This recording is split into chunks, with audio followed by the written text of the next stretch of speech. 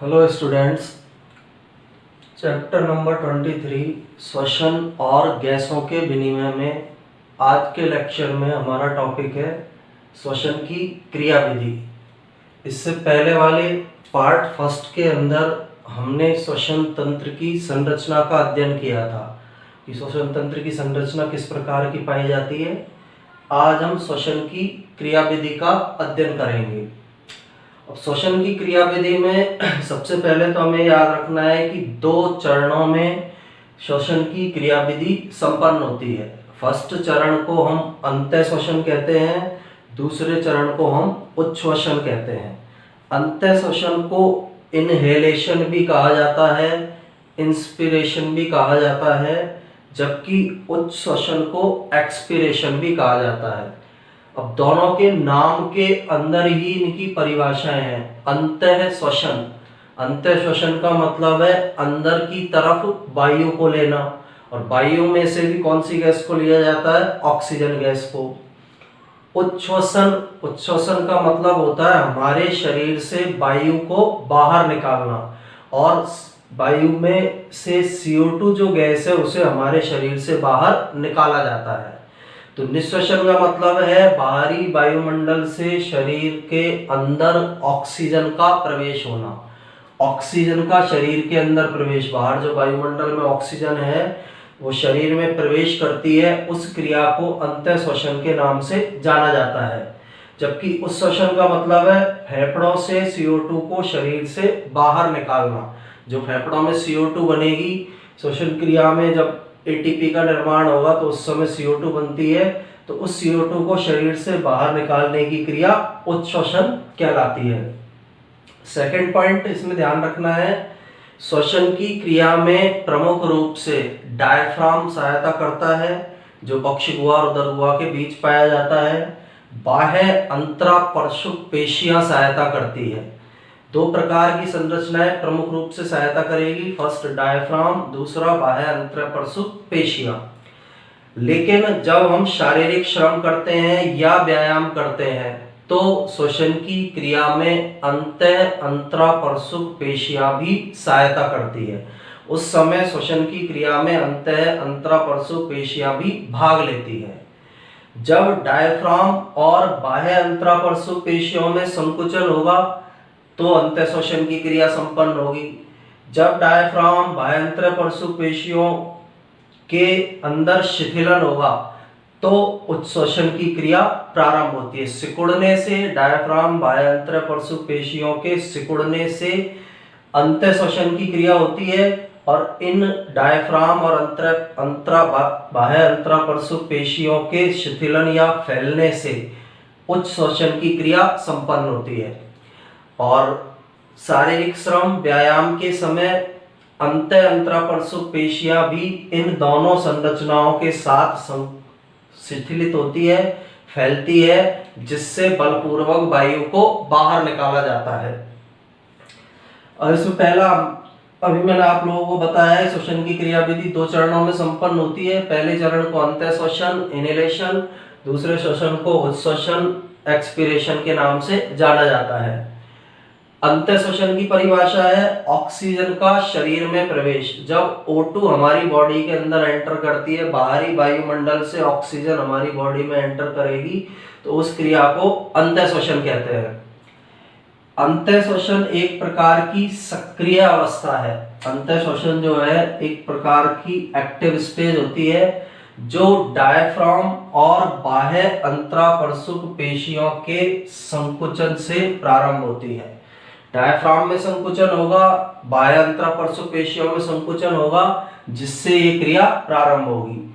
अब इनका प्रभाव क्या पड़ता है डायफ्राम और बाह्य अंतरापरशुक पेशियों के संकुचन का? जब डायफ्राम और बाह्य अंतरापरशुक पेशियों में संकुचन होता है तो डायफ्राम के संकुचन से वक्षगुहा का आयतन बढ़ जाता है। दूसरा, बाह्य अंतरापरशुक पेशियों के संकुचन से पसलियां बाहर की ओर, यानी हमारे शरीर में पसलियां इस तरह से बाहर की ओर या ऊपर की ओर आती है, और बाहर आने के कारण जैसे पसलियां हल्की सी बाहर आएगी तो वक्षगुहा का आयतन बढ़ जाता है। जब वक्षगुहा का आयतन बढ़ेगा तो वक्षगुहा के आयतन के बढ़ने का प्रभाव फेफड़ों पर पड़ता है। बक्षगुहा का आयतन बढ़ने से फेफड़ों का आयतन भी बढ़ता है। बक्षगुहा और फेफड़ों के आयतन के बढ़ने के कारण इन दोनों में उपस्थित वायुदाब बाहरी वायुमंडल के वायुदाब से कम हो जाता है। और जब बाहरी वायुमंडल में वायुदाब कम होगा, बक्षगुहा और फेफड़े के अंदर वायुदाब अधिक होगा, तो बाहरी वायुमंडल से वायु श्वसन मार्ग से होती हुई वायु कूपिका के अंदर प्रवेश कर जाती है। तो इस तरह से अंत्य श्वसन की क्रिया हमारे शरीर में संपन्न होती है। इसमें होता क्या है, डायफ्राम का संकुचन हुआ, तो डायफ्राम के संकुचन से बक्षगुहा के आयतन में वृद्धि हुई। बाह्य अंतरापरशुक पेशियों का संकुचन हुआ, जिससे पसलियां बाहर और ऊपर की ओर गई। इन दोनों के कारण बक्षगुहा के आयतन में वृद्धि हो जाती है। बक्षगुहा का आयतन बढ़ेगा तो बक्षगुहा और फेफड़ों में वायुदाब वायुमंडल के दाब से कम हो जाता है। और जब बक्षगुहा और फेफड़ों में वायुदाब वायुमंडल के दाब से कम होगा, तो वायुमंडल से वायु का श्वसन मार्ग से होकर वायु कूपिका में प्रवेश हो जाता है। तो इस तरह से अंतः श्वसन की क्रिया संपन्न होती है। ऑक्सीजन बाहरी वायुमंडल से हमारे शरीर में स्थित फेफड़ों में वायु कूपिकाओं में प्रवेश कर जाती है। इसके बाद दूसरा चरण इसका होता है उच्छ्वसन। उच्छ्वसन की भी अभी हमने परिभाषा बताई थी, फेफड़ों से CO2 को शरीर से बाहर निकालना। जब फेफड़ों में उपस्थित CO2 को शरीर से बाहर वायुमंडल में निकाला जाता है, तो इस क्रिया को उच्छ्वसन कहते हैं। उच्छ्वसन को ही एक्सपीरेशन भी बोला जाता है। एक तरह की निष्क्रिय अवस्था है। सामान्य रूप से उच्छ्वसन एक निष्क्रिय अवस्था होती है, जो डायफ्राम और बाह्य अंतरापरशुक पेशियों के शिथिलन से प्रारंभ होती है। निःश्वसन में, अंतःश्वसन में हमने पढ़ा था कि संकुचन से प्रारंभ होता है, उच्छ्वसन में हम पढ़ रहे हैं कि शिथिलन से प्रारंभ होता है। तो निष्क्रिय अवस्था है, डायफ्राम में बाह्य अंतरापरशुक पेशियों में शिथिलन होगा। दोनों में शिथिलन के कारण बक्षगुहा के आयतन में कमी आएगी। बक्षगुहा का आयतन कम होगा तो हमारे शरीर में उपस्थित फेफड़ों में वायुदाब वायुमंडल के दाब से अधिक हो जाता है। बक्षगुहा और फेफड़ों में वायुदाब वायुमंडल के दाब से अधिक हो जाएगा, इसलिए अधिक वायुदाब से कम वायुदाब यानी बाहर की ओर वायुमंडल की ओर बाहर निकल जाती है। वायु कूपिका से वायु श्वसन मार्ग द्वारा वायुमंडल में निष्कासित कर दी जाएगी। सिंपल वे में हम ये समझ सकते हैं, डायफ्राम और बाह्य अंतरापरशुक पेशियों में शिथिलन हुआ। शिथिलन होने के कारण बक्षगुहा के आयतन में कमी आई। बक्षगुहा का आयतन कम हुआ तो फेफड़ों के आयतन में कमी आई। फेफड़े और बक्षगुहा के आयतन में कमी आने के कारण इनमें वायुदाब वायुमंडल के दाब से अधिक हो गया। तो वायुदाब जब अधिक हो जाता है तो फेफड़े में उपस्थित वायु कूपिका से श्वसन मार्ग द्वारा बाहर वायुमंडल में निकाल दी जाती है। इस क्रिया को उच्छ्वसन के नाम से जाना जाता है। इसमें क्या होगा, शिथिलन हुआ, डायफ्राम बाह्य अंतरापरशुक पेशियों में शिथिलन हुआ, इसके कारण बक्षगुहा का आयतन में कमी आई। बक्षगुहा के आयतन में कमी आने पर फेफड़े का और डायफ्राम का बक्षगुहा का जो दाब है वायुदाब वायुमंडल के दाब से अधिक हो गया। अब अधिक वायुदाब से किधर की ओर जाती, कम वायुदाब की ओर। बाहर वायुमंडल में कम वायुदाब है, हमारे शरीर में फेफड़े में अधिक वायुदाब है, तो फेफड़ों में उपस्थित CO2 वायु या फिर वायु कूपिका से वायु श्वसन मार्ग द्वारा वायुमंडल में बाहर निकाल दी जाती है। अब ये एक सामान्य स्थिति में अंतःश्वसन और उच्छ्वसन है। सामान्य रूप से उच्छ्वसन की क्रिया एक निष्क्रिय अवस्था है, जब व्यायाम या शारीरिक परिश्रम नहीं किया जा रहा हो। लेकिन जब व्यायाम या शारीरिक परिश्रम किया जाता है तो उच्छ्वसन एक सक्रिय अवस्था होती है।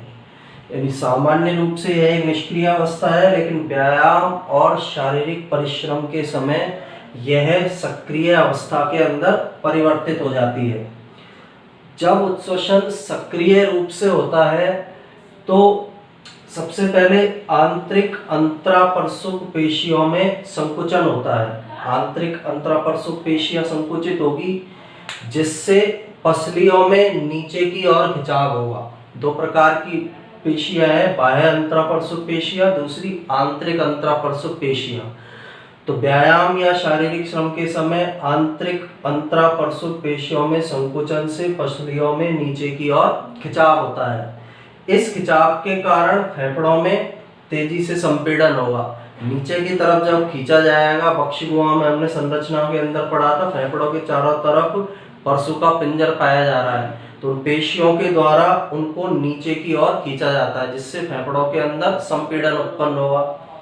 सेकंड, इन पेशियों के साथ साथ उदरीय पेशियों में भी संकुचन होता है। हमारे उदर भाग की जो पेशियां हैं उनके अंदर भी व्यायाम या शारीरिक श्रम के समय संकुचन होगा जिसके कारण उदर गुहा पर दबाव पड़ता है। नीचे वाली जो गुहा है उदर गुहा, इसके ऊपर एक प्रेशर पड़ेगा और उदर गुहा पर दबाव पड़ने के कारण डायफ्राम में ऊपर की ओर अधिक गति होती है। डायफ्राम तेजी से ऊपर की ओर गति करना प्रारंभ कर देता है। सामान्य स्थिति की तुलना में डायफ्राम तेजी से ऊपर की ओर गति करेगा जिसके कारण भी फेफड़ों में तेजी से संपीड़न होगा। यानी दोनों ही कारणों से, आंतरिक अंतरापरशुक पेशियों में संकुचन से, उदरीय पेशियों में संकुचन से फेफड़ों में तेजी से संपीड़न होता है। और इस अधिक संपीड़न के कारण या तेजी से संपीड़न के कारण वायु को बलपूर्वक बाहर निकाल दिया जाता है। तो इस प्रकार की जो स्थिति है यह व्यायाम या शारीरिक श्रम के समय होगी जिसमें उच्छ्वसन एक सक्रिय अवस्था के रूप में संपन्न होता है, एक एक्टिव स्टेज के रूप में उसे संपन्न किया जाता है। अब सामान्य रूप से मानव में विश्राम अवस्था में श्वसन की दर लगभग 16 से 20 प्रति मिनट होती है। यानी एक वयस्क मनुष्य के अंदर श्वसन दर 16 से 20 श्वसन दर पाई जाती है जो 16 से 20 प्रति मिनट होगी। तो सामान्य अवस्था में मनुष्य, वयस्क मनुष्य के अंदर श्वसन दर 16 से 20 प्रति मिनट होती है। यानी एक मनुष्य 1 मिनट में लगभग 16 से 20 बार श्वसन की क्रिया को संपन्न करता है। तो ये श्वसन की क्रिया विधि से संबंधित है, ये टॉपिक हमने पढ़ा है।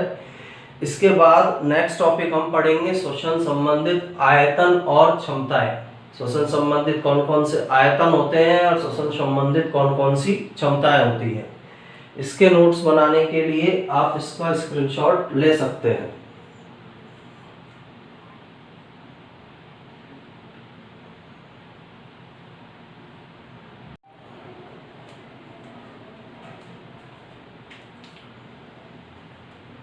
इस चैप्टर में हमारा नेक्स्ट टॉपिक है श्वसन संबंधित आयतन। पहले हम श्वसन संबंधित आयतन के बारे में पढ़ेंगे, फिर श्वसन संबंधित क्षमताओं के बारे में स्टडी करेंगे। तो श्वसन संबंधित आयतन 4 प्रकार के हो सकते हैं जिनके नाम, पहला ज्वारीय आयतन, दूसरा अंतःश्वसन आरक्षित आयतन, तीसरा उच्छ्वसन आरक्षित आयतन, चौथा अपशिष्ट आयतन होता है। तो 4 प्रकार के श्वसन संबंधित आयतन पाए जाते हैं। अब सबसे पहले हमारे पास है ज्वारीय आयतन, जिसे हम इंग्लिश में टाइडल वॉल्यूम या शॉर्ट में टीवी के नाम से जानते हैं। यहाँ हमें इंग्लिश नेम भी याद रखने हैं क्योंकि जो क्षमताएं हम पढ़ेंगे, श्वसन संबंधित जो क्षमताएं हैं उनमें हम इन शॉर्ट फॉर्म्स का यूज करेंगे। इसलिए ज्वारीय आयतन को टाइडल वॉल्यूम या फिर क्या बोलते हैं हम, टीवी। होता क्या है ज्वारीय आयतन, सामान्य श्वसन क्रिया में एक अंतःश्वसन में फेफड़ों में जो वायु भरी जाती है उसका आयतन, या फिर हम ये भी बोल सकते हैं सामान्य श्वसन में एक उच्छ्वसन में जितनी वायु बाहर निकाली जाती है उसके आयतन को ज्वारीय आयतन कहते हैं। यानी सामान्य श्वसन में एक अंतःश्वसन में फेफड़ों में भरी गई वायु का आयतन या एक उच्छ्वसन में निकाली गई वायु का आयतन, इसे ही ज्वारीय आयतन या टीबी के नाम से जाना जाता है। इसका मान 500 ml होता है। और यदि हम सामान्य श्वसन दर जो 16 से 20 पाई जा रही है, या हम अप्रोक्सीमेट लेकर चले 12 से 16 जो श्वसन दर पाई जाती है, अलग अलग बुक्स में अलग है, किसी में 16 से 20 है, किसी में 12 से 16 है, एवरेज मान 16 आता है। तो उससे मल्टीप्लाई करने पर हमें पता चलता है कि एक वयस्क मनुष्य 1 मिनट में 6000 से 8000 ml टीवी उत्पन्न करता है या ज्वारीय आयतन उत्पन्न करता है, क्योंकि 500 ml 500 ml इसका मान है। 12 से 16 यदि हम श्वसन दर माने वयस्क मनुष्य की, तो 12 से मल्टीप्लाई करते हो तो 6000, 16 से 500 को मल्टीप्लाई करते हो तो 8000। तो पर मिनट में सामान्य श्वसन में सामान्य मनुष्य के द्वारा ज्वारीय आयतन 6000 से 8000 ml होता है। सेकंड, अंत्य श्वसन आरक्षित आयतन, इंग्लिश में इसे बोला जाता है inspiratory reserve volume, short form इसकी होती है IRV। अब IRV क्या है? वायु आयतन की ऐसी अतिरिक्त मात्रा है जो एक व्यक्ति बलपूर्वक अंतः श्वसित कर सकता है। यानी ऊपर हमने ज्वारीय आयतन पढ़ा है, वो सामान्य रूप से जो हम अंतः श्वसित करते हैं उसका आयतन है, लेकिन इसमें वायु आयतन की वह अतिरिक्त मात्रा जो एक व्यक्ति बलपूर्वक अंतः श्वसित कर सकता है। बलपूर्वक अंदर की तरफ जितनी वायु के आयतन को वो अंदर ग्रहण कर सकता है उसे ही अंतः श्वसन आरक्षित आयतन या IRV कहते हैं। और IRV का मान 2500 से 3000 ml होता है। सामान्य कंडीशन में 500 ml कर पा रहा है, लेकिन बलपूर्वक यदि अंतः श्वसन करेगा तो वो कितना कर पाता है? 2500 से लेकर 3000 ml, जिसे हम IRV के नाम से जानते हैं। नेक्स्ट आयतन है उच्छ्वसन आरक्षित आयतन, जिसे एक्सपिरेटरी रिजर्व वॉल्यूम या ERV कहते हैं।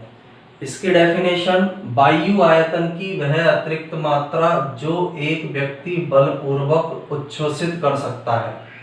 सामान्य रूप से उच्छ्वसित वायु कही जा सकती है 500 ml, लेकिन बलपूर्वक यदि कोई व्यक्ति बाहर वायु को निकालेगा तो उस वायु के आयतन को ERV के नाम से जाना जाता है। और इसका मान 1000 से 1100 ml होता है। जो वायु बलपूर्वक बाहर निकाली जा सकती है उस वायु का आयतन 1000 से 1100 ml होगा। फोर्थ है हमारा अपशिष्ट आयतन, रेजिडुअल वॉल्यूम, या इसे RV भी कहा जाता है। ये क्या होता है? वायु का वह आयतन जो बलपूर्वक उच्छ्वसन के बाद भी फेफड़ों में शेष रह जाता है। यानी वायु का ऐसा आयतन, हम बल लगाकर बाहर यदि पूरी वायु को बाहर निकालें, उसके बाद भी फेफड़ों में कुछ वायु का आयतन शेष रहता है, तो उस शेष रहने वाले आयतन को अपशिष्ट आयतन या RV कहते हैं। और RV का मान 1100 से 1200 ml होता है। यानी RV की जो वैल्यू है वो 1100 से 1200 ml पाई जाती है। तो ये श्वसन से संबंधित 4 आयतन के बारे में हमने डिस्कशन किया है। इसका भी आप स्क्रीनशॉट लेकर इसके नोट्स बना सकते हैं।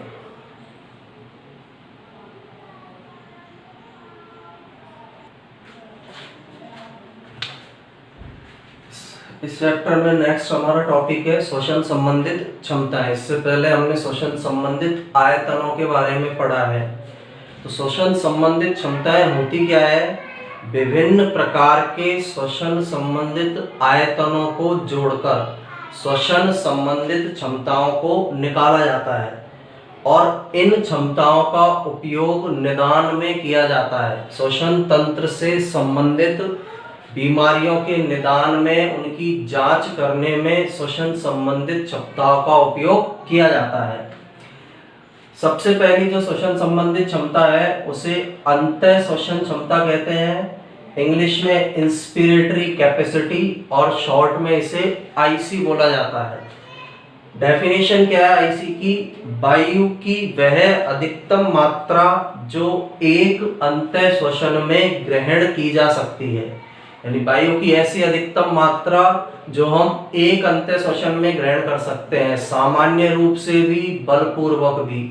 उन दोनों को आपस में मिला देने पर अंत्य श्वसन क्षमता या आईसी प्राप्त होती है। अंत्य श्वसन क्षमता बराबर क्या हो जाएगा, सामान्य रूप से ली जाने वाली मात्रा जिसे हम ज्वारीय आयतन कहते हैं, बलपूर्वक ली जा सकने वाली मात्रा जिसे अंत्य श्वसन आरक्षित आयतन कहते हैं। दोनों को आपस में जोड़ देंगे हम, तो आईसी अंत्य श्वसन क्षमता बराबर ज्वारीय आयतन टीबी प्लस अंत्य श्वसन आरक्षित आयतन आईआरबी। टीबी का वैल्यू होती है 500, अंत्य श्वसन आरक्षित आयतन होता है 3000। दोनों को ऐड कर दिया तो अंत्य श्वसन क्षमता या आईसी का मान हमें कितने ml प्राप्त होता है, 3500 ml। दोनों को जोड़ने पर ये सामान्य रूप से अंत्य शोषित करने वाली वायु है, ये बलपूर्वक अंत्य शोषित करने वाली वायु है। इन दोनों को ऐड करके ज्वारीय आयतन और अंत्य शोषण आरक्षित आयतन को ऐड करके हम अंत्य शोषण क्षमता का मान निकालते हैं, जिसका मान 3500 ml होता है। सेकंड है उच्छोषण क्षमता, एक्सपिरेटरी कैपेसिटी या शॉर्ट में इसे ईसी बोला जाता है।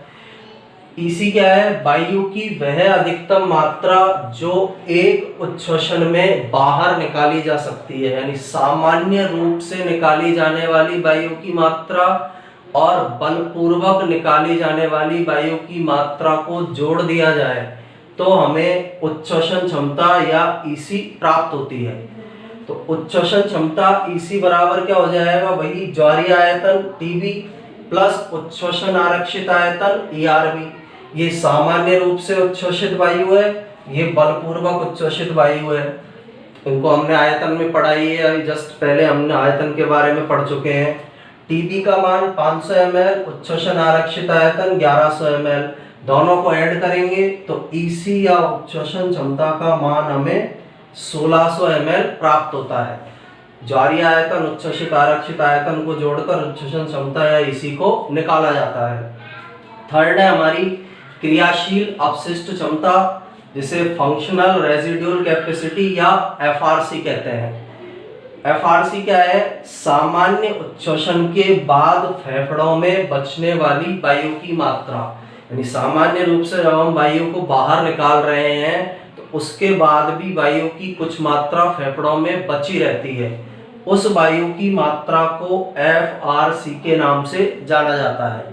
अब इसकी वैल्यू निकालने के लिए हम क्या करेंगे, क्रियाशील अपशिष्ट क्षमता एफआरसी बराबर अपशिष्ट आयतन, अभी हमने जस्ट पढ़ा है पहले, इससे पहले अपशिष्ट आयतन आरबी और उच्छ्वसित आरक्षित आयतन ईआरबी, इन दोनों को ऐड कर देंगे तो आरबी और ईआरबी को जोड़कर एफआरसी का मान निकाला जा सकता है। आरबी का मान 1200 ml है, ईआरबी का मान 1100 ml है। दोनों को ऐड करेंगे तो क्रियाशील अपशिष्ट क्षमता या एफआरसी हमें 2300 ml प्राप्त होती है। 2300 ml या 2300 ml हमें क्रियाशील अपशिष्ट क्षमता या एफआरसी प्राप्त होती है।